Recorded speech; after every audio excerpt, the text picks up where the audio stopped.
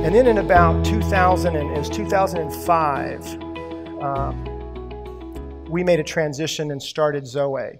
Just a few years before that, God had come after me in a way that was, I would call it lovingly violent.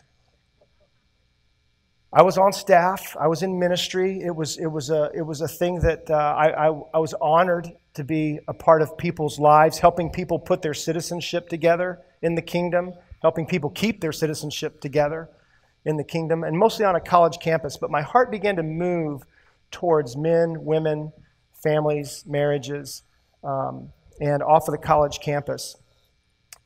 And that was really a result of an unraveling. You know, have you ever seen The Wizard of Oz? When the monkeys come after the scarecrow and he's just kind of all straw everywhere? Well, these were like holy monkeys that came and got a hold of me, and I needed to go to God and be put back together. It wasn't a big, crazy moral failure or anything like that. It was kind of just a theological reckoning.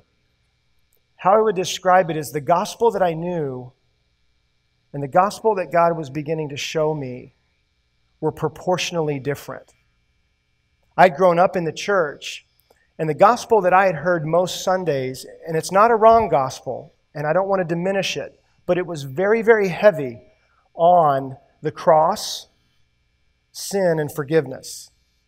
The cross, sin, and forgiveness. I mean, every Sunday, it didn't matter where he started, where we ended was with just as I am, and the altar call or the rededication. So I believe, if I stopped counting somewhere in the low 200s, I received Christ into my life a couple hundred times growing up. You know, has anybody done that? Okay, I got a few people in here, good. And so much of that, though, was because you just weren't sure if it was taking. You just didn't know if it was working. And some of it was the result of this smaller gospel that was the cross, forgiveness, sin. And it led my life to a place of where, because the gospel was those ingredients and not more, most of my life was sin management and trying not to sin. You ever seen a ball game where the one team is always on defense? How does that usually go? The other team is scoring. So I needed, that's part of the unraveling. God came and began to give me a much larger gospel than I knew. And I'm not blaming anybody or this is my story, you have your story, but that's part of my story.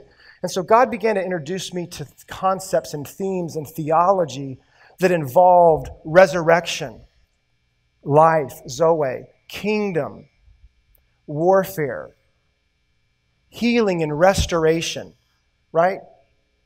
You know, when you're young and you get those little big crayons, if you can say that, little big crayons, you get the big jumbo crayons. There's like 6 in a box. It was like God wanted to give me the 64 boxes of the gospel, and it began to change me and alter me at 38 years old into something much, much larger than I had known.